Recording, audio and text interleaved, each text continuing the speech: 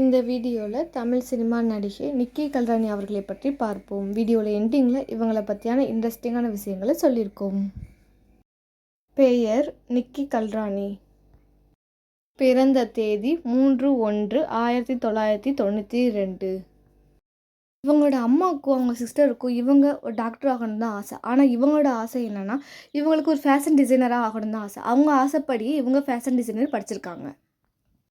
இவங்களுக்கும் நடிகை ஆதி அவங்களுக்கும் லவ் பண்ணி மேரேஜ் பண்ணிக்கிட்டாங்க 2 இயர்ஸ்க்கு முன்னாடி. நிக்கி கல்ராணி அவங்களோட முதல் தமிழ் படம் அப்படின்னா அது டார்லிங் படம் தான். இந்த படம் ஒரு பேய் படம், நம்ம எல்லாருமே பார்த்துருப்போம். இந்த படம் இவங்களுக்கும் ஜிவி பிரகாஷ் சாருக்கும் வந்து நல்ல சூப்பர் டூப்பர் ஹிட்டு கொடுத்தது இந்த மூவி தான். இவங்க இந்த படத்தில் பார்க்கும்போது அழகாக க்யூட்டாக இருப்பாங்க. ஒரு பேய் மாதிரி நம்மளுக்கு இருக்காது.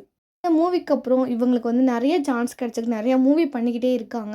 ஸோ இவங்கள பற்றியான இன்ட்ரெஸ்டிங்கான விஷயம் தெரிஞ்சுக்கணுன்னா கீழே டிஸ்கிரிப்ஷன் லிங்க் இருக்குது, பார்த்துக்கோங்க.